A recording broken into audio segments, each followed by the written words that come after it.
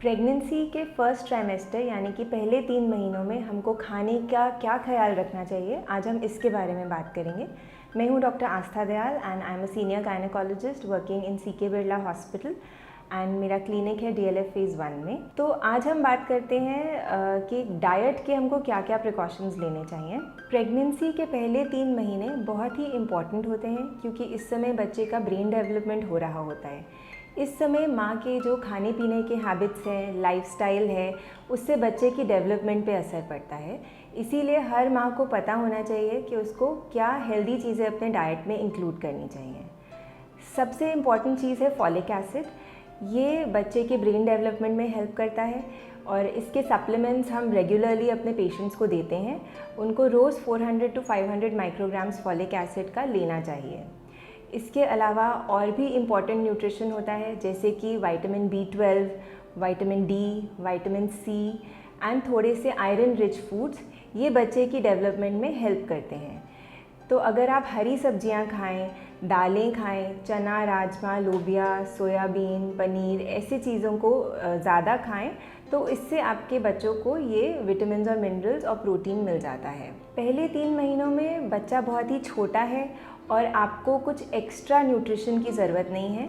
जितना आप रेगुलरली खाते हैं, जितना आपकी एक्टिविटी लेवल्स हैं, उसके हिसाब से आपका कैलोरी इनटेक आपको इंक्रीज़ करने की ज़रूरत नहीं है। तो आपको ज़्यादा नहीं खाना है पर आपको न्यूट्रिशियस खाना खाना है। एक कॉमन प्रॉब्लम होती है फर्स्ट ट्राइमेस्टर में मॉर्निंग सिकनेस की, यानी कि आपको उल्टी जैसी सेंसेशन होती है या उल्टी आती है। ये ज़्यादातर मॉर्निंग में होती है पर ये शाम में या दोपहर में या सारा दिन भी रह सकती है। ये आपको छठे हफ्ते से शुरू होती है और प्रेगनेंसी के 12वें हफ्ते पे मैक्सिमम हो जाती है। इसको प्रिवेंट करने का बहुत ही आसान तरीका है, अगर आप थोड़ी थोड़ी देर में थोड़ा थोड़ा खाना खाएं, हर 2-3 घंटे में आप कुछ थोड़ा सा खाते रहें और सूखी और फीकी चीज़ें ज़्यादा खाएं। बहुत मीठी या बहुत नमकीन या बहुत चटपटी चीज़ें ना खाएं और बहुत देर का खाली पेट रहने का गैप ना दें। लोग यूजुअली रात में डिनर के बाद सुबह तक कुछ खाते नहीं हैं, इसीलिए उनको सुबह ये मॉर्निंग सिकनेस ज़्यादा हो जाती है। इसको अवॉइड करने के लिए आप रात को डिनर के बाद सोने के वक्त भी कुछ सूखा और फीका खा के सो सकते हैं एंड उठते ही आप पहले कुछ खाइए और फिर बेड से उठिए, तो उससे आपको मॉर्निंग सिकनेस कम होती है। एंड आप ड्राई क्रैकर्स या भुने हुए चने या मुरमुरे या बिस्किट्स जो थोड़े फीके होते हैं, ऐसी कोई भी चीज़ या ड्राई टोस्ट, दही चावल जो सूखी और फीकी होती हैं, अपने उल्टी को कम करने के लिए खाते रह सकते हैं थोड़ी थोड़ी देर में। एक कॉमन सवाल जो सबके मन में आता है कि आपको क्या क्या नहीं खाना चाहिए इस दौरान। तो आपको कोई भी अनकुक्ड नॉनवेज जो अच्छे से कुक नहीं हुआ है, उससे पेट में इन्फेक्शन हो सकती है, उसको अवॉइड करना चाहिए। रॉ फिश या फ़िश जिसमें हाई मर्क्यूरी लेवल्स होते हैं जैसे shell fish, shark fish, shrimps, उनको अवॉइड करना चाहिए। अनपैस्चराइज्ड मिल्क जो अच्छे से उबला हुआ नहीं है या पैस्चराइज नहीं है, और उससे बने चीज़ जैसे सॉफ्ट चीज़ होते हैं, ब्लू चीज़, फेटा चीज़, ये सब आपको अवॉइड करने चाहिए। कैफ़ीन इंटेक को आपको लिमिट करना चाहिए। 200 मिलीग्राम्स पर डे से ज़्यादा आपको कैफ़ीन नहीं लेना चाहिए, यानी कि चाय, कॉफ़ी या चॉकलेट आपको लिमिट में लेना चाहिए। इसके अलावा आपको हम बोलते हैं कि रॉ पपाया या रॉ पाइनएप्पल भी आप ना खाएं।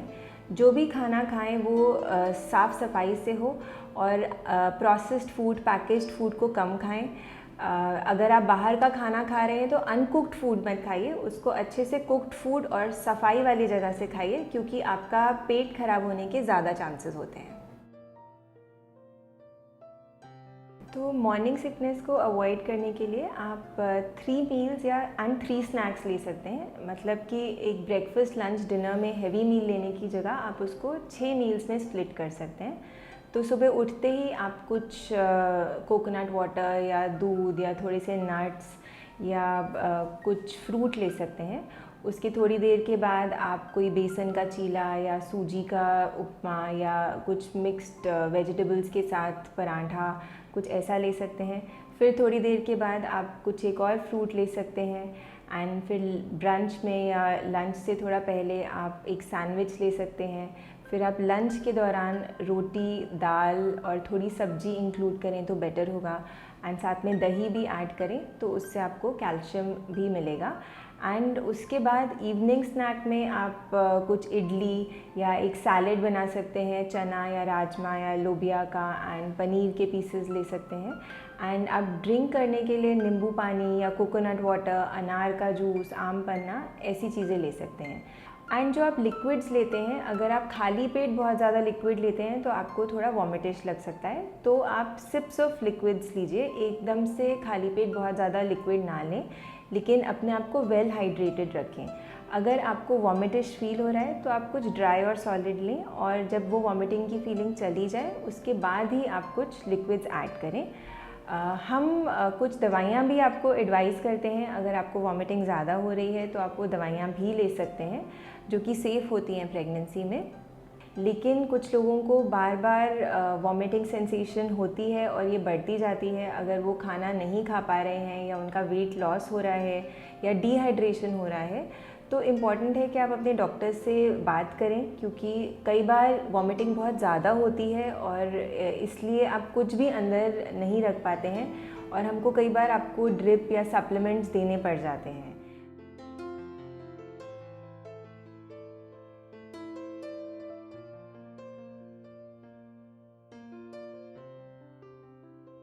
फलों में जो बहुत मीठे फल हैं उनको आप बहुत ज़्यादा ना खाइए। उसके अलावा आप हर फल जो अच्छे से साफ़ किया हुआ है और अच्छे से धुला हुआ है वो आप खा सकते हैं।